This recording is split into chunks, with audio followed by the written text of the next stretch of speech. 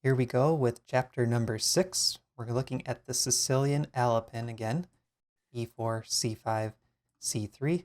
And in this chapter, we're going to be looking at knight f6, e5, g6, and d6, all on move 2. And if e6 is played, this transposes to the next chapter, chapter 7, which is the French defense. How are you doing, Jesse?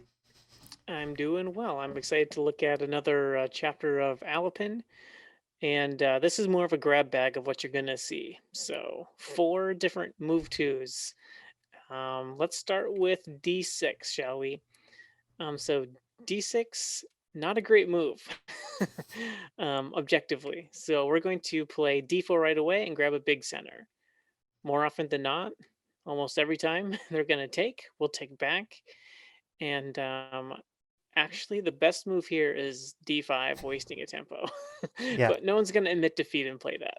And the reason Sicilian players are going to play d6 on move 2 is most likely because they play the Najdorf or the Dragon variation, and they just tend to always play d6. Like they see an open Sicilian offer, they're going to play d6.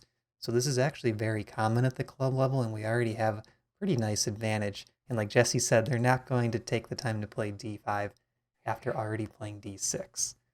So at this point, knight f6 is the most common. And the interesting thing here is, again, Black is kind of going for either the Najdorf structure or the dragon structure. And it's different than the Najdorf or the dragon because we have this c2 pawn that got to hop all the way up to d4 with really no risk for us. Black is not fighting back in the center by doing their typical Najdorf or dragon moves.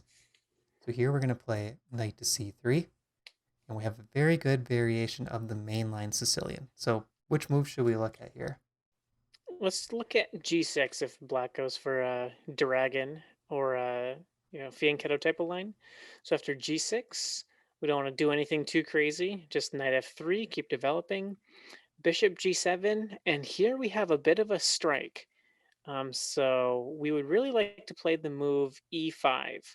But the problem with e5 is they can take, we take back, and now the queens come off and the position kind of dies. So what can we do to tactically play e5 in this position?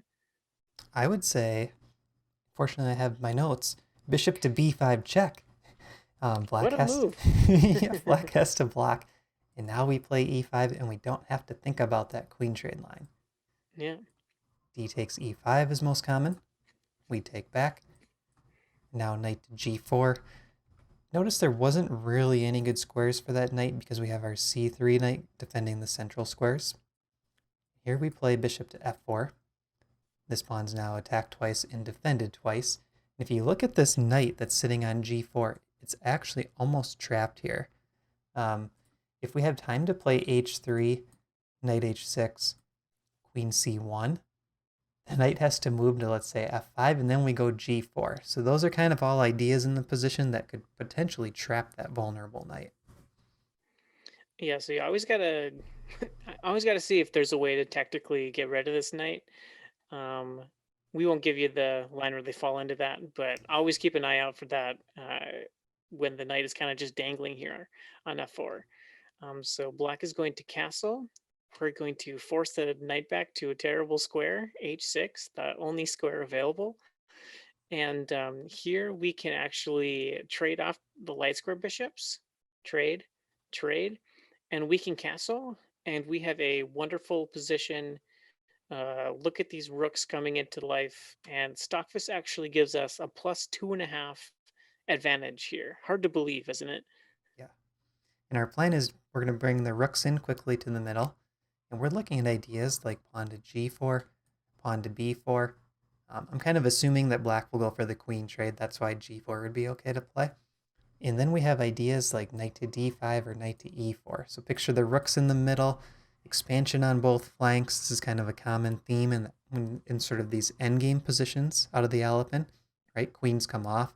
We look to control the whole board, active pieces, and a 2.5 point stockfish advantage. This is looking pretty good for white.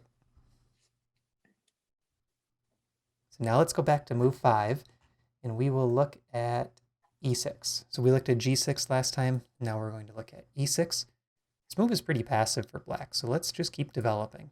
Knight f3, bishop e7, and now we recommend bishop to d3. What's our plan here?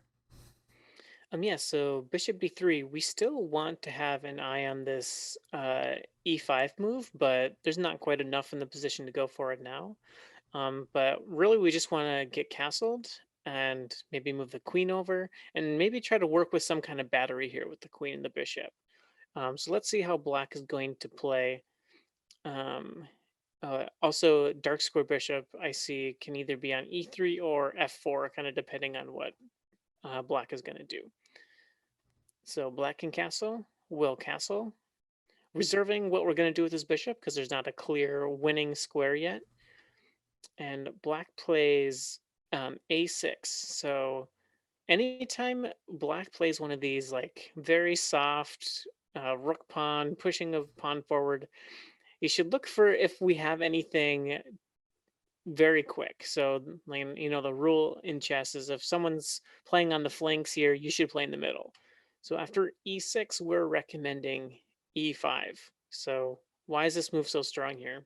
This is kind of a classic attacking formation out of e4 openings for white. The issue for black is after d takes e, there's no queen trade. This knight has to move off of f6. And when the knight moves off of f6, we have this very classic attack setup where we have knight, bishop, and potentially queen all ready to attack on h7. We can't immediately put a knight here because we see both queen and bishop lined up. So our recommendation is queen to c2. And these types of moves are very effective in this type of position because now that h7 pawn is double attacked. And we're going to put a rook on d1, lining it up with the black queen. After g6, we have bishop to e4. How do you rate this position, Jesse? I rate it a 10 out of 10. Maybe a plus 2.5 out of 10 because that's what the stockfish eval is here. But this knight is coming right into the game. It looks like black is just going to be dropping this pawn. I don't really see a good way to defend it. But the plan from here is rook d1, of course, line up against the rook. Bishop h6, hitting the rook in the corner, and any other thing to say about this position? It just looks super fun. Yeah, I think, a lot of times this type of position comes down to tactics. So even though we want to leave you with a plan, so much of it's dependent on what black is going to do. And like we say a lot in these courses, we don't want to give you too many moves to memorize. But again, play a ton of games, especially valuable for playing blitz games, right? Try out these lines, review them after, get the plans down. When we leave you with a 2.5 pawn advantage with a lot of tactics on the board, that should tend to be in your favor. Yeah, but another thing I like to do here is I'm looking in the Lichess database, and there's a handful of games in this exact position, and white won all of them, by the way. So you should just go through each of those games. They're high-rated players. I see almost 2,300, 2,400, 1,900, 2,200. So really strong players playing classical and what's the other one on Lichess? Rapid. Classical and rapid. So you can see common themes between their games and just kind of get a feel for how they're going to handle the position, and maybe even strong blitz players games too. And if you want to convert those Lichess ratings to other rating systems, you can do it on our website. It's probably how everyone knows of us, Matt. Yeah, that's why you're here.